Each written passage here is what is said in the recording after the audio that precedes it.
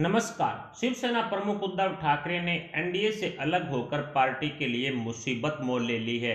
प्रधानमंत्री नरेंद्र मोदी जी का नेतृत्व भी उनके हाथों से गया और यूपीए में कांग्रेस भी शिवसेना से छुटकारा पाना चाहती है। अब शिवसेना एक क्षेत्रीय पार्टी के तौर पर पूरी तरह से खत्म होती हुई साफ दिखाई पड़ रही है। एनसीपी प्रमुख शरद पवार के साथ शिवसेना ने नजदीकियां जरूर बढ़ाई है, लेकिन शरद पवार राजनीति के एक मजे हुए खिलाड़ी हैं। शरद पवार ने पहले से ही महाराष्ट्र में बीजेपी से डायरेक्ट मुकाबला करने की रणनीति के आधार पर कांग्रेस को ठिकाने लगा ही दिया है और अब शिवसेना की बारी है। जाहिर सी बात है कि एनसीपी प्रमुख शरद पवार के इशारों पर नाच करके उद्धव ठाकरे ने खुद का विरोध महाराष्ट्र में पैदा कर लिया है और आने वाले विधानसभा चुनाव तक एनसीपी को शरद पवार महाराष्ट्र में 2 नंबर की पार्टी बनाने के चक्कर में शिवसेना को भी कांग्रेस की तरह ही लात मार देंगे। खैर, एनडीए से अलग होकर उद्धव ठाकरे ने खुद ही अपने पैर पर कुल्हाड़ी मार ली है। एनडीए से अलग होकर शिवसेना की दिनों दिन दुर्गति होती जा रही है।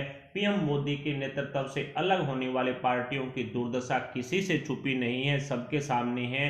बिहार में जदयू प्रमुख नीतीश कुमार को वापस एनडीए में शामिल होना पड़ा था, जब वो जो 2014 में एनडीए का साथ छोड़ गए थे, यानी मोदी जी का नेतृत्व छोड़ गए थे, अब उनको वापस आना पड़ा। पंजाब से अकाली दल के प्रकाश सिंह बादल की स्थिति भी सभी को पता है। किसान आंदोलन को लेकर के जिस तरह से पंजाब के अकाली दल ने अलग होने का फैसला लिया था, अब पंजाब से अकाली दल के प्रकाश सिंह बादल की भी एनडीए में वापसी के लिए लार टपक रही है। इसके अलावा किसान आंदोलन के नाम पर राजस्थान में आरएलपी से हनुमान बेनीवाल ने एनडीए में वापसी का रुख अपनाते हुए किसान एक्ट पर नरमी बरतनी शुरू कर दी है। और भी कई पार्टियां हैं जो एनडीए का साथ छोड़कर के वापसी करने के लिए मजबूर हो गई है। पहले साथ छोड़ चुकी थी लेकिन अब वापस आने के लिए मजबूर हो चुकी है, क्योंकि यूपीए में उनके लिए कोई नेता नहीं है। जब तक कांग्रेस रहेगी तब तक यूपीए मजबूत नहीं हो सकता और इसीलिए अब वो एनडीए में वापस आने के लिए तड़फड़ा रहे हैं। लेकिन शिवसेना ने तो विधानसभा चुनाव 2019 में प्रधानमंत्री नरेंद्र मोदी जी की फोटो लगा करके जनता से वोट लिए हैं। ऐसे में पीएम मोदी के नाम पर वोट बटोरने वाली शिवसेना का खुद का तो कोई वजूद ही नहीं है। बिहार चुनाव में हमने देखा कि नोटा से भी कम वोट शिवसेना को मिले और आगे पश्चिमी बंगाल में भी शिवसेना ने 100 सीटों पर चुनाव लड़ने का फैसला लिया है। पश्चिमी बंगाल के विधानसभा चुनाव में जब 100 सीटों पर शिवसेना चुनाव लड़ेगी तो यही हाल जो बिहार में हुआ था वो भी फिर पश्चिमी बंगाल में देखने को मिलेगा। खैर, उद्धव ठाकरे की चापलूसी करने वाले शिवसेना के नेता संजय राउत ने शिवसेना की उद्धव सरकार बचाए रखने के लिए कांग्रेस आलाकमान और हिंदुस्तान की सबसे बड़ी लुटेरी इटालियन एंटोनिया माइनो उर्फ सोनिया गांधी को भारत रत्न देने की मांग केंद्र सरकार से कर डाली है।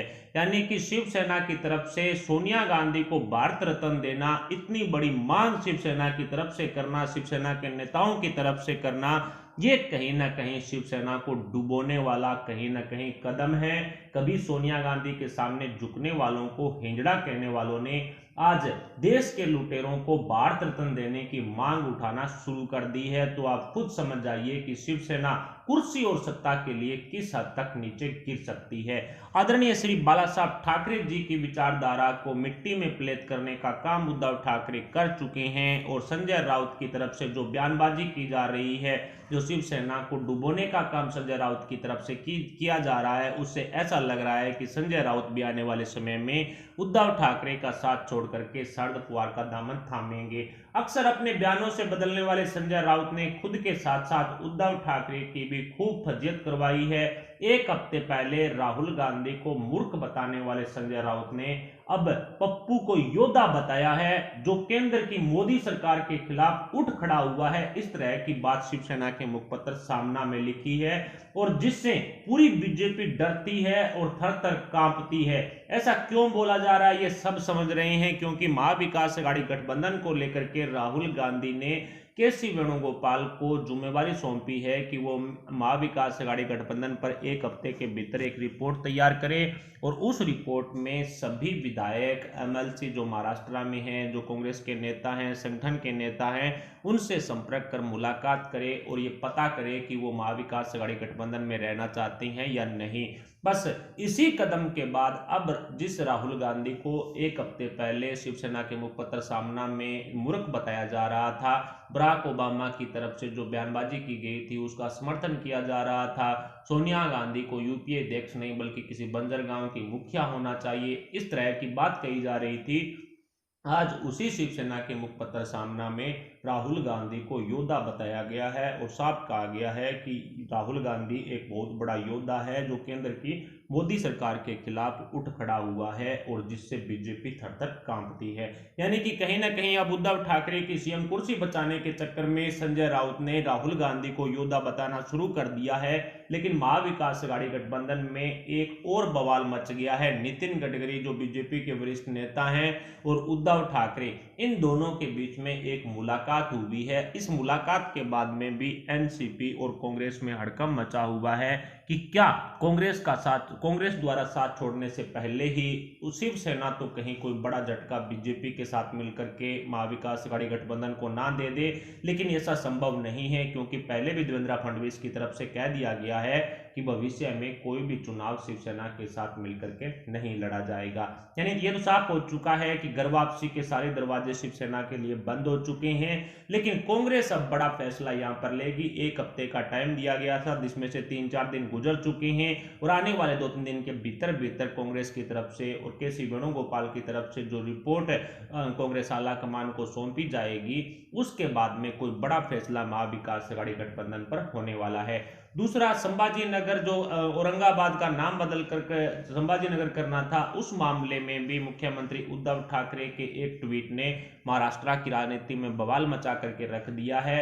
पहले बताया जा रहा था कि औरंगाबाद का शहर का नाम बदल करके संभाजी नगर किया जाएगा, उसके बाद में खबर आई कि जो औरंगाबाद का एयरपोर्ट है उसका नाम बदल करके संभाजी नगर हवाई अड्डा किया जाएगा, और अब बड़ी खबर आई है कि जो डॉक्यूमेंट यूज होते हैं औरंगाबाद नाम को लेकर के उन सभी में औरंगाबाद की जगह संभाजी नगर किया जाएगा। यानी कि शिवसेना की जो ये बड़ी हट है, जो कहा जा सकता है कि औरंगाबाद का नाम बदल करके संभाजी नगर करना है, इस हट के आगे कहीं ना कहीं या तो कांग्रेस घुटने टेकेगी या फिर इस औरंगाबाद शहर का नाम बदल करके संभाजी नगर करने के मामले में कांग्रेस महाविकास अघाड़ी गठबंधन को छोड़ेगी। यानी कि शिवसेना और कांग्रेस के बीच में अब दरार काफी ज्यादा बड़ी हो चुकी है और शरद पवार मान रहे हैं कि उद्धव ठाकरे को कहीं ना कहीं ठिकाने लगाया जाए।